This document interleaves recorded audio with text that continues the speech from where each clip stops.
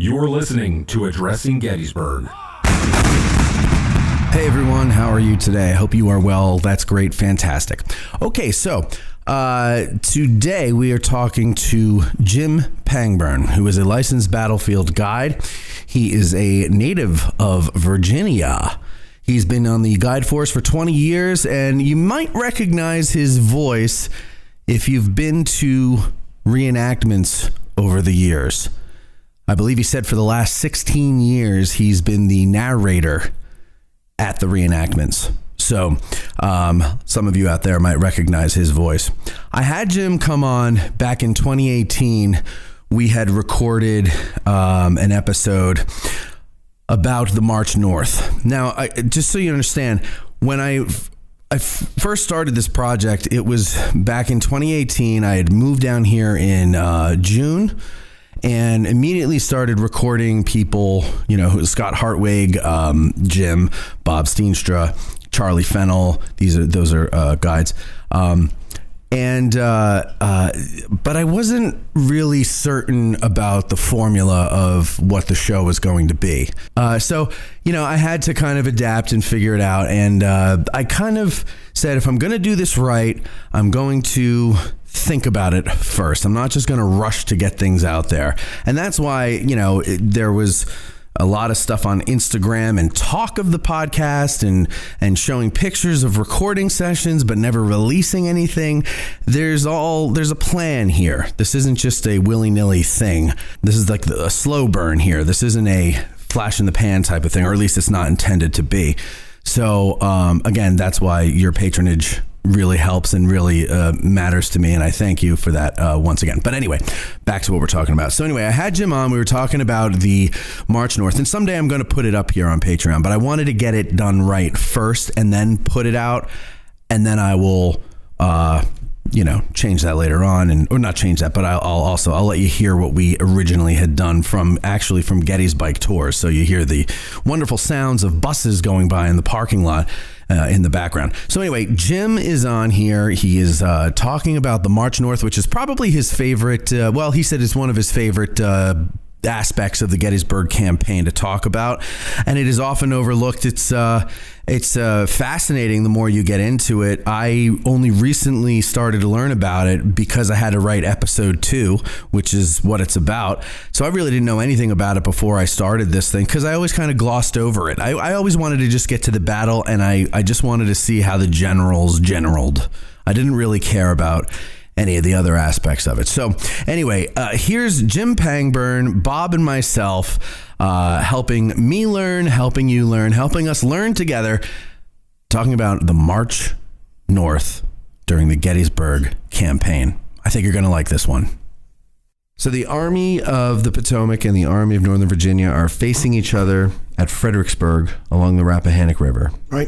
And it's the Battle of Chancellorsville is over. How did they get there? Why are they there? Because didn't they start there in December of 62, basically, after coming back from the Antietam campaign? Right. The Battle of Fredericksburg occurs in December 62. So take us back to there, and how do we get up to May? After the tactical draw at Antietam in September 62, Lee retreats across the Potomac back toward Virginia, assumes a defensive stance along the Potomac River, the Rappahannock River. Mm-hmm. The Union Army is prodded, McClellan, their commander, is prodded by Lincoln to pursue the Confederates, try to destroy them.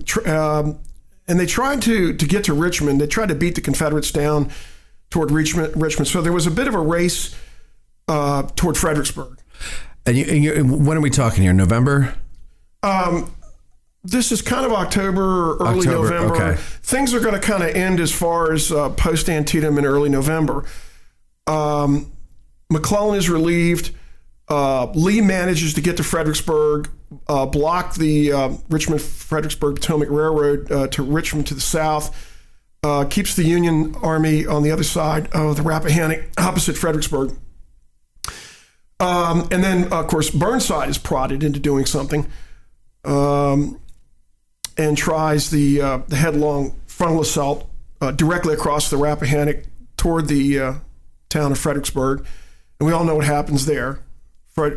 Pickett's charged 6 months ahead of time. Right. Disaster. Yeah. And Burnside, who's he? Burnside had been promoted to Army of the Potomac after McClellan had been relieved of command. Even he said he didn't have a lot of confidence in himself. Yeah. And a lot of other people didn't. There was a lot of political stuff going on in the command structure of the Army of the Potomac. He's given command. He'd been on the North Carolina coast earlier up to this war. I believe he commanded the 9th Corps, if I'm not mistaken. Mm-hmm. His frontal assault, give him credit, he did try to move men north of the Rappahannock and try to get around. Lee was in a very good defensive position across the south side of the Rappahannock on high ground above Fredericksburg. And so it was not ideal to attack him headlong. And Burnside did try to go around Lee to the north of the Rappahannock, get around Lee's left flank, just as what Hooker ended up doing a few months later. But the problem is it's January, and the roads are just mud. And we've heard about the Mud March, and it failed. Right. That occurred after the disastrous frontal assault in December. It was a month later in January. That failed.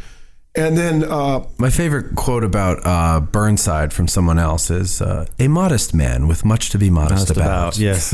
I'm not sure I'd ever heard that, but that's really interesting. I really like that. That's really good. I forgot where I found that, but somebody described him that way. That seems very accurate. And so in just a few months' time, we go from Meade commanding the Army of the Potomac to Burnside commanding the Army of the Potomac. No. Wait, what?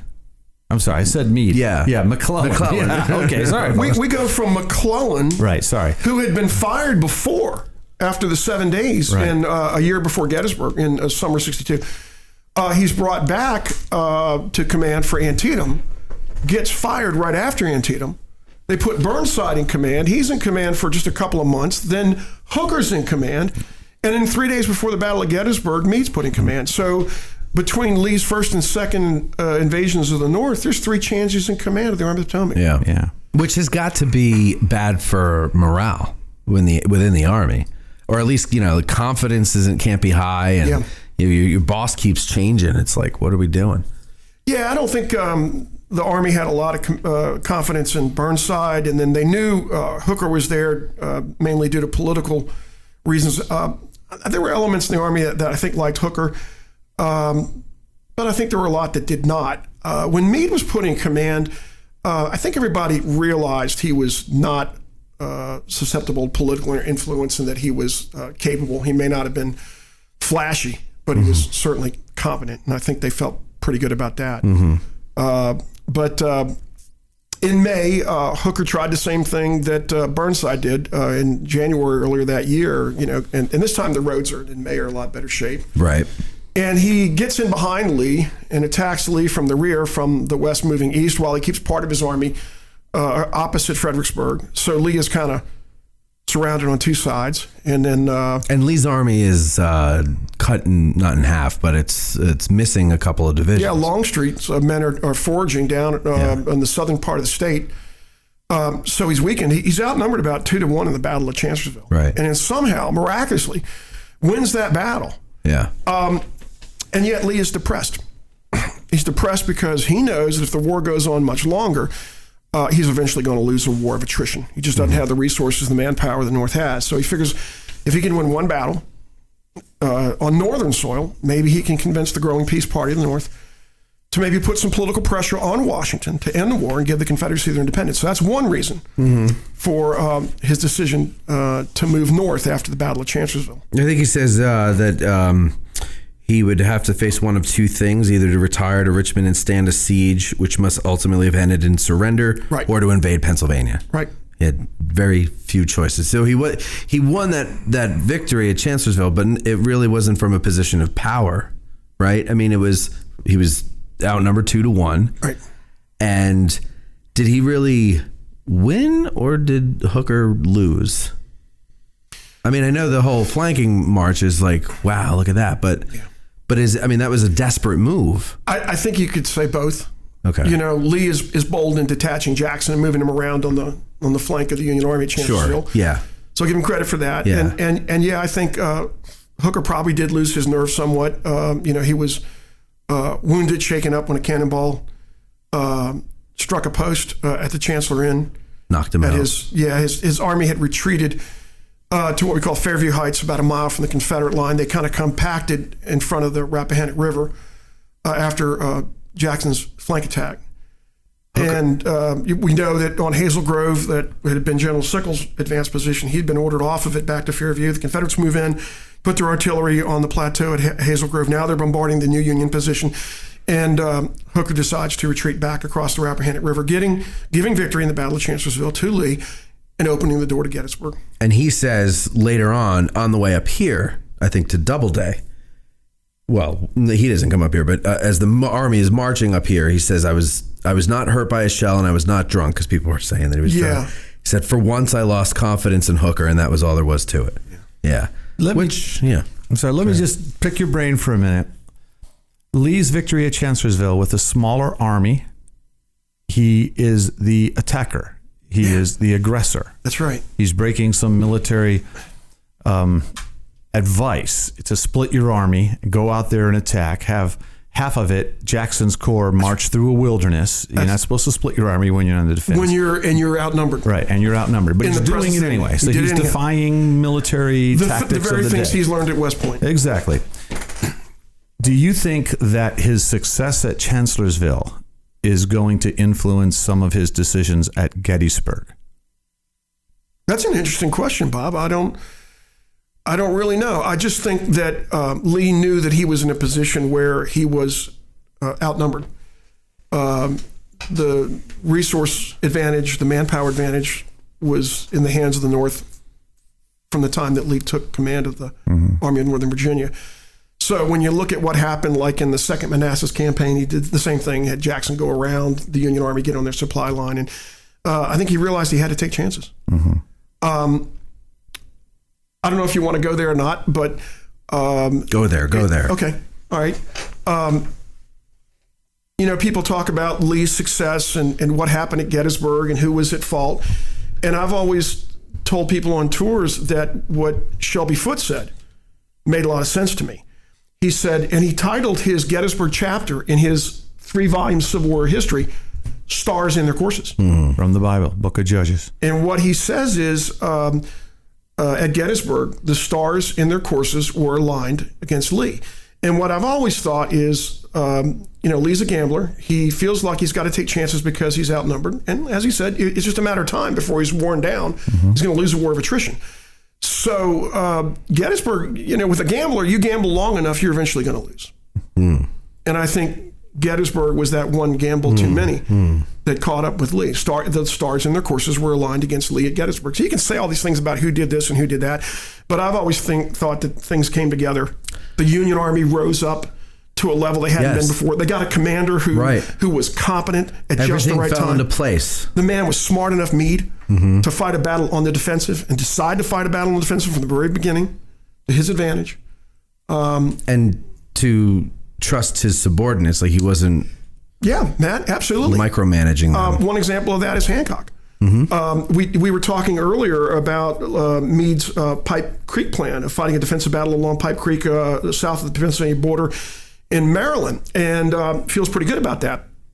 But he's getting reports back from Reynolds before he's killed.